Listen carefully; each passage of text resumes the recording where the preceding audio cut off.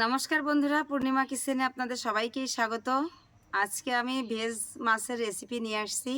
কিভাবে সেই মাছটা তৈরি করি প্রথম থেকে শেষ পর্যন্ত দেখতে থাকেন, সঙ্গে থাকেন। ভালো লাগলে লাইক, কমেন্ট, সাবস্ক্রাইব করেন, পাশে থাকেন। এই রেসিপি করার জন্য আমি নিয়েছি এখানে 4টে আলু, আর এই দেখুন একটা কলার সাইজটা দেখুন।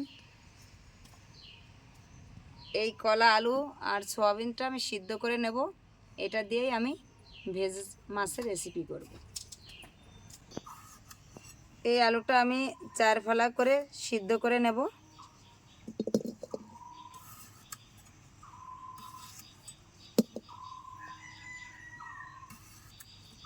এই কলাটা কেটে নেব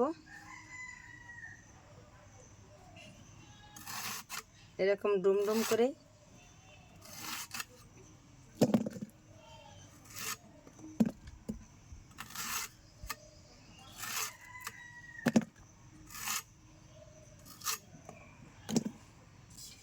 কড়ার মধ্যে দিয়ে দিচ্ছি জল।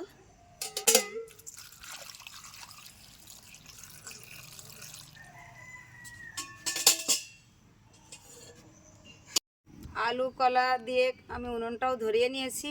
এর মধ্যে আমি একটুখানি হলুদ দিয়ে সিদ্ধ করব, তাহলে কলার কষটা কলার গায়ে থাকবে না, সুন্দর হয়ে যাবে। আর কলার কষ থাকলে কিন্তু কলাটা কালো হয়ে যাবে। এই জন্য একটু হলুদ দিয়ে সিদ্ধ করে নিলাম। এটাও কিন্তু একটা টিপস, হলুদ দিয়ে সিদ্ধ করলে কষটা কলার গায়ে থাকে না। সোয়াবিনগুলো আমি ভিজিয়ে নেব। এটা ভিজিয়ে হালকা করে একটু সিদ্ধ করে নেব। দেখি আলু কলাটা কেমন হয়ে গেছে। দেখুন কি সুন্দর ফুটছে।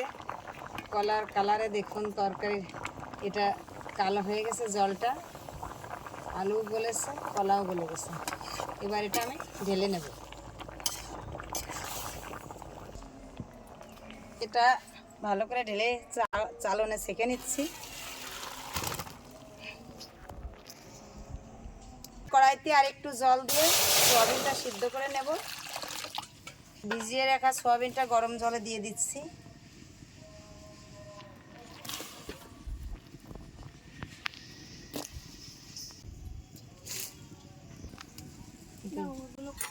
সোয়াবিনটা সিদ্ধ হতে হতে এই কলা আলুটা সুন্দর করে ছুলে আমি ভালো করে মেখে নেব। কলাগুলো আমার ছোলা হয়ে গেছে।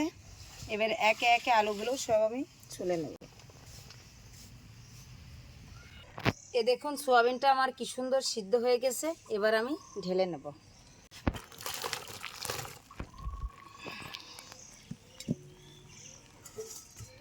এটা ভালো করে ঠান্ডা জল দিয়ে কষলে ধুয়ে নেব। দেখুন ঠান্ডা জল দিয়ে ভালো করে কষলে সোয়াবিনটা আমি ধুয়ে নিয়েছি। এবার বেটে নেব। সবাই তো সোয়াবিনের রসা, সোয়াবিনের বড়া, সোয়াবিনের অনেক রকম তরকারি করেই খাই। তো আজকে আমি এই সোয়াবিন দিয়েই কিন্তু ভেজ মাছের রেসিপি করছি। এই সিদ্ধ সোয়াবিনটা আমি একটু বেটে নেব। এটা ব্লেন্ড করেও নেওয়া যাবে, যাদের ব্লেন্ডার আছে তারা ব্লেন্ড করে নেবে। আমার কাছে কিন্তু ব্লেন্ডার নেই, তো আমি সব কাজ পাটাই করি। এই জন্য সোয়াবিনটা আমি পাটাই বেটে নিচ্ছি।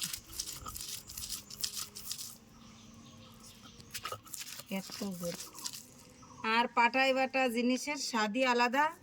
হাতে বাটা মশলার তো কোনো তুলনাই হয় না। যে কোনো কাজই, যে কাজে কষ্ট বেশি সেটাই স্বাদও বেশি, আর যেটায় কষ্ট নেই খেতে অত বেশি ভালোও লাগে না। আমার সোয়াবিনটা বাটা হয়ে গেছে, এবার আমি তুলে নিচ্ছি। এই সোয়াবিনের মধ্যেই আমি আলু সিদ্ধ করা কলা দিয়ে সুন্দর করে মেখে নেব। বেটে রাখা সোয়াবিন দিচ্ছি, আলু এবার কলা একসঙ্গে দিয়ে ভালো করে মাখবো। এ দেখুন এটা কিন্তু ভালো করে মেখে নিতে হবে। আমি কিন্তু খুব করে মাখছি। এটা আধা মাখা হয়ে গেছে। এর ভিতরে দিয়ে দিচ্ছি আমি লবণ, হলুদ গুঁড়ো, লঙ্কা গুঁড়ো,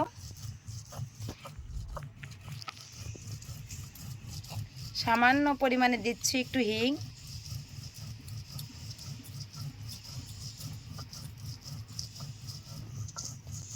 দিয়ে আমি আবার ভালো করে একটু মেখে নেব।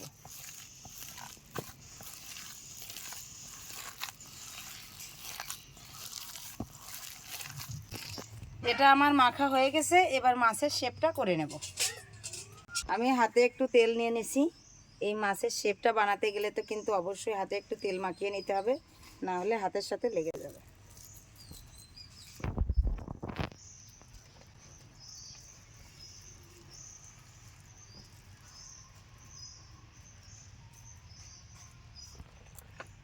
এই দেখুন,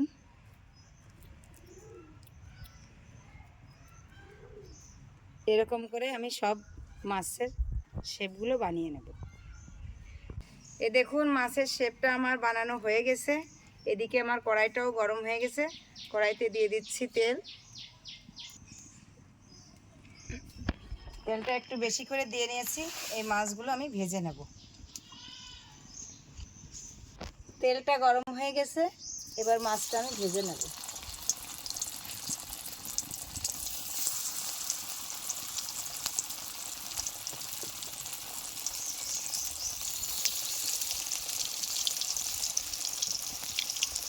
মাছটা আমার ভাজা হয়ে গেছে, এবার আমি তুলে নেব।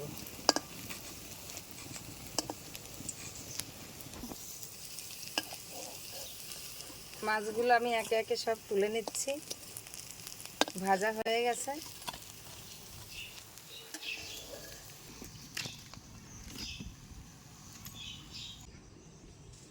তেলের উপরে দিয়ে দিচ্ছি গোটা তেজপাতা, গোটা জিরে। মাছ ভাজা তেলের মধ্যেই দিয়ে দিলাম। কেটে রাখা আলু,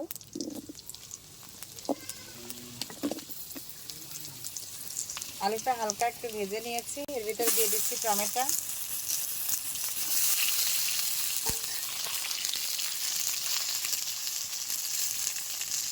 লবণ, হলুদ গুঁড়ো। এটা দিয়ে আবার একটু ভালো করে নাড়াচাড়া করে নিচ্ছি। মশলা দেব, তেল দিয়ে দেবো একটু। কারণ একটু তেল কম হয়ে গেছে।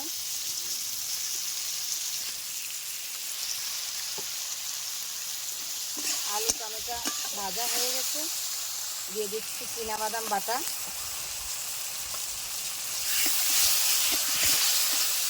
বাদামটা ভালো করে ভেজে নিতে হবে।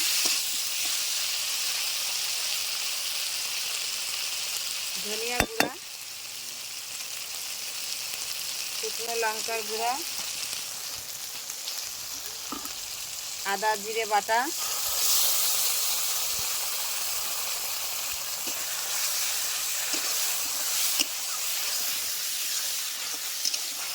মশলাগুলো সুন্দর করে কষিয়ে নেব। মশলা কষার জন্য দিয়ে দিচ্ছি একটু জল।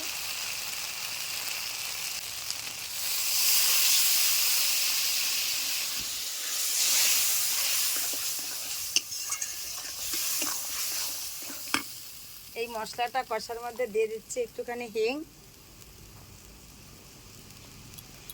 দেখুন আমার মশলা থেকে তেল ছেড়ে দিয়েছে। মশলাটা আমার কষা হয়ে গেছে। এই মশলার মধ্যে আমি দিয়ে দিচ্ছি মাছের ঝোল। আজকে ভেজ মাছের ঝোল।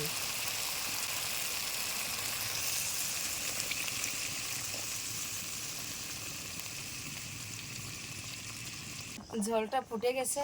এর ভিতরে দিয়ে দিচ্ছি সামান্য পরিমাণে একটুখানি চিনি।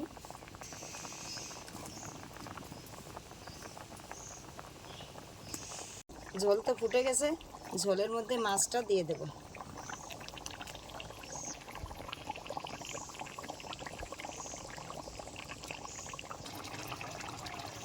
ঝোলটা আমার হয়ে গেছে। এবার এর মধ্যে আমি একটুখানি ঘি ছড়িয়ে দিচ্ছি।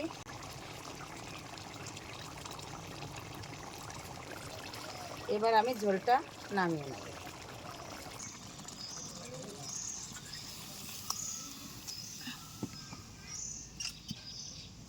ভেজ রান্না সে তো আমি খেতেই পারি। তো আজকে আমরা দুজনেই খাবো। তো আগেই এর মাছের পিসটা তুলে দিই।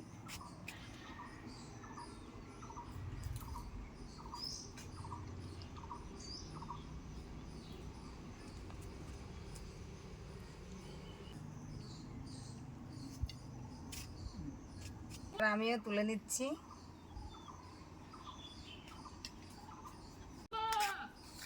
কলা পাতায় খাবো দুজন মিলেই। কলা পাতায় খেতে আমার কিন্তু খুব ভালো লাগে। কার কেমন লাগে একটু জানায়েন, খুবই ভালো লাগে।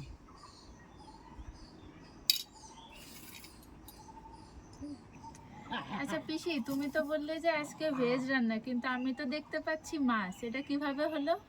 এটা জলের মাছ না, এটা হাতে বানিয়েছি। খেয়ে দেখো মাছটা আসলে কেমন টেস্ট, তারপর আরও বাদ বাকিটুকু বলবো। বাহ, দেখতে তো অনেক সুন্দর লাগছে। শুধু দেখতে সুন্দর লাগলে হবে না, খেয়ে দেখো কেমন হয়েছে। দেখি খেয়ে কেমন হয়েছে।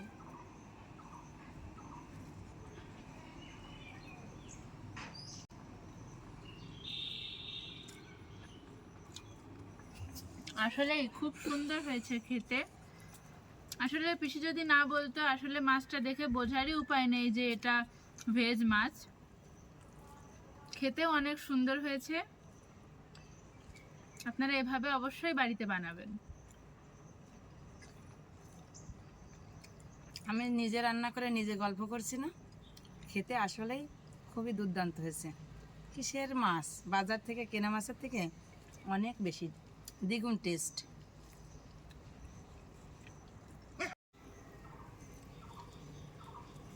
দেখুন মাছটার ভিতরে কত সুন্দর।